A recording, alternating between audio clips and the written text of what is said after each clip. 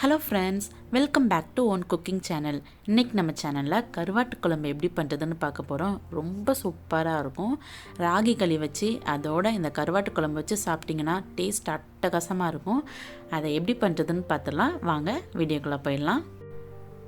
ஒரு 20-25 சின்ன வெங்காயம் எடுத்துக்கோங்க. அதுக்கப்புறம் 100 கிராம் துண்டு கருவாடு, நெத்திலி கருவாடு இருந்தால் அதையும் சேர்த்துக்கோங்க. கொஞ்சமாக வெள்ளைப்பூடி எடுத்துக்கிறேன், கொஞ்சம் முருங்கைக்காய். இப்போ ஒரு 7-8 துண்டு தேங்காய், ஒரு சின்ன சைஸு புளி, இது ரெண்டையும் சேர்த்து தண்ணி ஊற்றி நைஸாக அரைச்சிக்கலாம். இப்போ நம்ம எப்படி பண்ணுறதுன்னு பார்த்துடலாம். ஒரு பேனில் வெள்ளைப்பூடி சேர்த்துக்கோங்க, அப்புறம் முருங்கைக்காவையும் சேர்த்துக்கோங்க. சேர்த்துட்டு ஒரு டம்ளர் தண்ணி ஊற்றிக்கலாம்.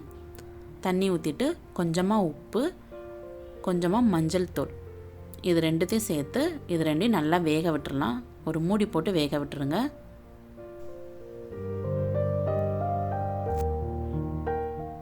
பாருங்கள், வெள்ளைப்பூடும் முருங்கைக்காவும் நல்லா வெந்துட்டு இந்தளவுக்கு நல்லா வெந்திருக்கணும். இப்போ அந்த சின்ன வெங்காயத்தை இந்த மாதிரி அரைச்சி சேர்த்துக்கலாம். 1-2 அரைச்சா போதும், ரொம்ப நைஸாக அரைக்கணும்னு அவசியம் இல்லை. அதை சேர்த்துட்டு லைட்டாக மிக்ஸ் பண்ணி விட்டுக்கோங்க. இப்போ குழம்புக்கு தேவையான அளவு மிளகாய்த்தூள் சேர்த்துக்கலாம். நான் 2 டேபிள் ஸ்பூன் மிளகாய்த்தூள், 1 டேபிள் ஸ்பூன் தனியாத்தூள் சேர்த்துக்கிறேன்.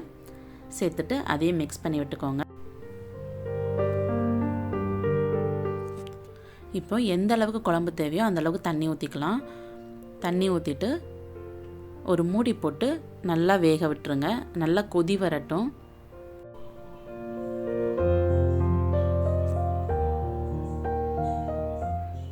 பாருங்கள், குழம்பு நல்லா கொதி வந்துருச்சு.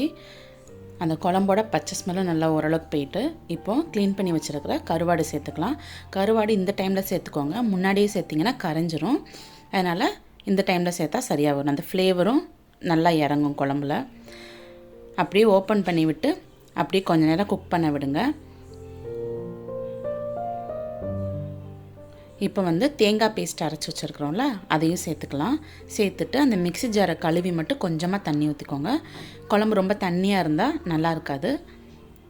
அதனால் கொஞ்சமாக தண்ணி ஊற்றி மிக்ஸ் பண்ணிக்கோங்க. இப்போ அந்த பச்சை ஸ்மெல், அந்த தேங்காவோட பச்சை ஸ்மெல் போனதுக்கப்புறம் நம்ம ஸ்டவ் ஆஃப் பண்ணிடலாம். ஸ்டவ் ஆஃப் பண்ணிவிட்டு இந்த குழம்புக்கு ஒரு தாளிப்பு ரெடி பண்ணி தாளித்து ஊற்றிடலாம். பாருங்கள், நல்லா கொதி வந்துருச்சு. நமக்கு ஆல்மோஸ்ட் குழம்பு ரெடி ஆகிட்டு. பாருங்கள், கருவாடும் கரைஞ்சிருக்காது, அதே மாதிரி அந்த ஃப்ளேவரும் நல்லா இறங்கியிருக்கும் குழம்புல. இப்போ இந்த குழம்புக்கு தாளித்து ஊற்றிடலாம். ஒரு பேன் வச்சுக்கோங்க, அதில் கொஞ்சமாக நல்லெண்ணெய் ஊற்றிக்கோங்க. கருவாட்டு குழம்புக்கு நல்லெண்ணெயில் தாளித்து ஊற்றுங்க, ஃப்ளேவர் சூப்பராக இருக்கும். எண்ணெய் சூடு என்னதும் கொஞ்சமாக கடுகு உளுத்தம் பருப்பு போட்டு தாளிச்சிக்கலாம். அது நல்லா பொரிஞ்சதும் கொஞ்சமாக கருவேப்பிலை சேர்த்துக்கோங்க. அதுக்கப்புறம் குட்டி குட்டியாக கட் பண்ணி வச்ச சின்ன வெங்காயம் சேர்த்துக்கோங்க. சேர்த்துட்டு இது நல்லா ப்ரௌன் கலர் வர வரைக்கும் நல்லா ஃப்ரை பண்ணி அதை நல்லா குழம்புல நம்ம சேர்த்துக்கலாம்.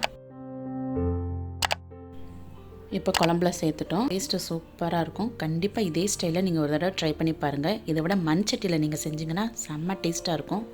ட்ரை பண்ணி பார்த்துட்டு உங்கள் ஃபீட்பேக் எனக்கு மறக்காமல் கமெண்ட் பண்ணுங்கள். சேனல் உங்களுக்கு ரொம்ப பிடிச்சிருந்தா சேனலை சப்ஸ்கிரைப் பண்ணிக்கோங்க. அப்படியே பக்கத்தில் இருக்கிற பெல் பட்டனை கிளிக் பண்ணிக்கோங்க. ஓகே ஃப்ரெண்ட்ஸ், நெக்ஸ்ட் ஒரு இன்ட்ரெஸ்டிங்கான ரெசிபியோட நான் உங்களை மீட் பண்ணுறேன். அது வரைக்கும் பாய்.